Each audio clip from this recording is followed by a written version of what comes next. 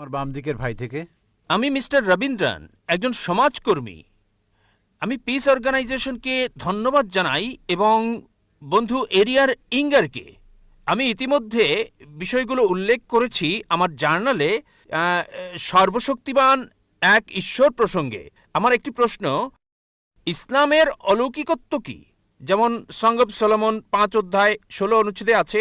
আমি জানতে চাই, অনেক ধর্মই অলৌকিক অলৌকিক বলে থাকে, তাই আমি ইসলামের অলৌকিকত্ব জানতে চাই। ভাই প্রশ্ন করলেন যে ইসলামের অলৌকিকত্ব কি, আর উদ্ধৃতি দিলেন সং অব সলোমন 5 অধ্যায় 16 অনুচ্ছেদ। সং অব সলোমন হলো বাইবেলের অংশ। সং অব সলোমন বাইবেলের ওল্ড টেস্টামেন্টে আছে, হিব্রুতে আছে। حكم متكم بكل محمد زيدودي زيراي بين جيروسلم। এটা হিব্রু ধৃতি, আমি মূল থেকে বলছি কারণ অনুবাদ ভুল হতে পারে।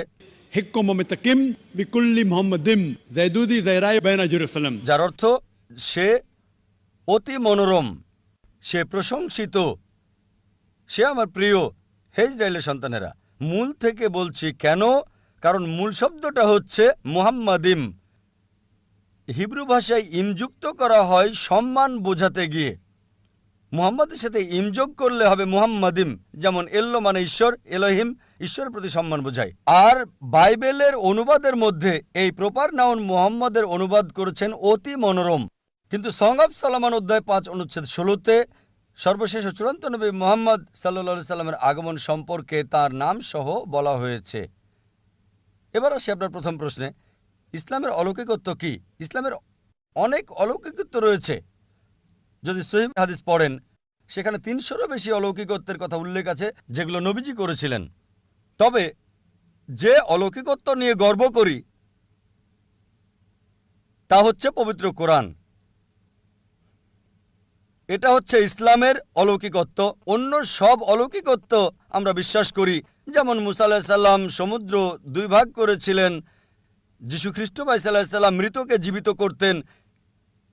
কিন্তু এখন যদি দেখতে যাই, সেই সময় কি যেতে পারবো যাচাই করতে সমুদ্র ভাগ করেছিলেন কিনা? সেই সময় লোকজন মানত, আপনি মানবেন, আমি মানব।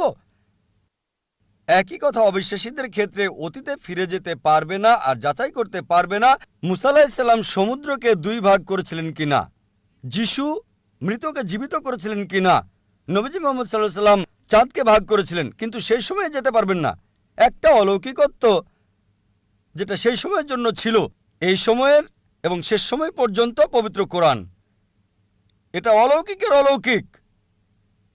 আর 1 সপ্তাহ আগে, প্রায় 8 দিন আগে, এটা 12ই জানুয়ারি, একটা লেকচার দিয়েছি, কোরআন এবং আধুনিক বিজ্ঞান সাংঘর্ষিক নাকি সামঞ্জস্যপূর্ণ, আর প্রমাণ করেছি এই কোরআন অলৌকিকের অলৌকিক। এটা শুধু অলৌকিক নয়, অলৌকিকের অলৌকিক। এটা সব সময়ের অলৌকিক। আগের সময়টা ছিল অলৌকিকত্বের, সেই সময় প্রমাণ করেছে।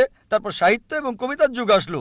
কোরআন হলো সবচেয়ে উত্তম সাহিত্য এই পৃথিবীর বুকে, মুসলিম এবং অমুসলিম আরবি বিশেষজ্ঞদের মতে। এখন যদি কোনো ধর্মগ্রন্থ কাব্যিক ভাষায় বলে পৃথিবী সমতল, বিশ্বাস করবেন? উত্তর হচ্ছে না। কারণ এখন সময়টা সাহিত্য আর কবিতার নয়, এখন বিজ্ঞান আর প্রযুক্তির যুগ। তাই 8 দিন আগে আমি প্রমাণ করেছি কোরআন 1400 বছর আগে যা বলেছে, বিজ্ঞান সেটা এখন আবিষ্কার করেছে। 20 বছর আগে, 50 বছর আগে, 100 বছর আগে, 200 বছর আগে। কে কোরআনে এসব কথা বলেছে? সর্বশক্তিমান ঈশ্বর ছাড়া কেউ না। সবচেয়ে ভালো অলৌকিক, চূড়ান্ত অলৌকিক, অলৌকিকের অলৌকিক হচ্ছে পবিত্র কোরআন।